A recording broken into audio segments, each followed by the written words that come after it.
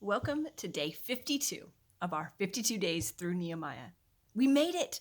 We're all the way to the end. We have just the last few verses to go. I'm Christy Birchville, and we're going to read today from Nehemiah chapter 13, verses 23 through 31. They say, "In those days, I also saw Jews who had married women from Ashdod, Ammon, and Moab. Half of their children spoke the language of Ashdod or of one of the other peoples, but could not speak Hebrew. I rebuked them, cursed them, beat some of them in, and pulled their hair out. I forced them to take an oath before God and said, 'You must not give your daughters in marriage to their sons, or take their daughters as wives for your sons or for yourselves.' Didn't King Solomon of Israel sin in matters like this? There was not a king like him among many nations. He was loved by his God, and God made him king over all Israel. Yet foreign women drew him into sin. Why then should we hear about you doing all this terrible evil and acting unfaithfully against our God by marrying foreign women? Even one of the sons of Jehoiada, son of Elishib the high priest, had become a son-in-law to Sanballat the Horonite, so I drove him away from me. Remember them, my God, for defiling the priesthood, as well as the covenant of the priesthood and the Levites. So I purified them from everything foreign and assigned specific duties to each of the priests and Levites. I also arranged for the donation of wood at the appointed times and for the first fruits. Remember me, my God, with favor." So those few verses, as the way it closes out the book of Nehemiah, it's kind of interesting. He actually takes them back and he encounters one more thing that he found after his absence from Jerusalem, and upon his return, he found out that these people had gone through and started marrying foreign wives, which again was against what God had commanded them to do. But interestingly, he references Solomon and tells them, think about Solomon. Think about all the issues that Solomon went through and all the trials, and a lot of it was because he married so many foreign wives. Remember from your past and learn from examples.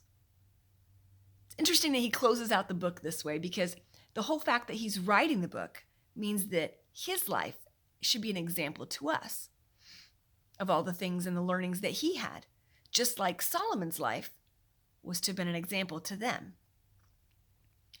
Are we learning from our examples? Good or bad? Now, granted, you and I both, we've probably seen plenty of other people and plenty of other examples, plenty of people in our lives who have done great and mighty and amazing things. What have we learned from that? What are we doing like them so that we can continue like them? On the flip side, what have we seen with people that they've done that they shouldn't have been doing, and the consequences of the actions that they had there? What have we learned from that? Learning from examples is crucial, because otherwise we're left to make all the same mistakes ourselves. But if we can learn from the mistakes of others, that gives us a head start and a leg up, and we don't have to experience those consequences on our own. We can just get straight to the obedience, realizing that we don't want to go through what that person had to go through. That's what Nehemiah was trying to remind the people about. Don't forget Solomon, all the good and amazing things that he did, but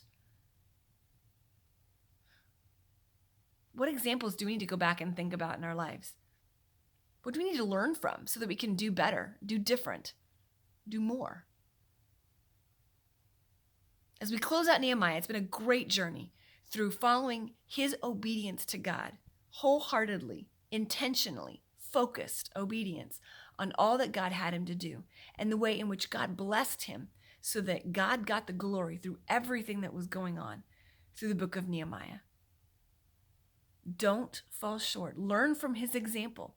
Learn that God has a plan, that God wants to use you to do amazing and incredible things.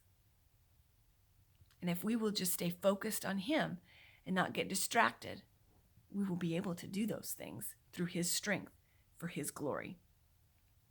I hope you've enjoyed our journey through Nehemiah. Join us tomorrow. We're going to be starting a new study. We're going to be going through Philippians, talking about the race. We'll see you then. Thanks.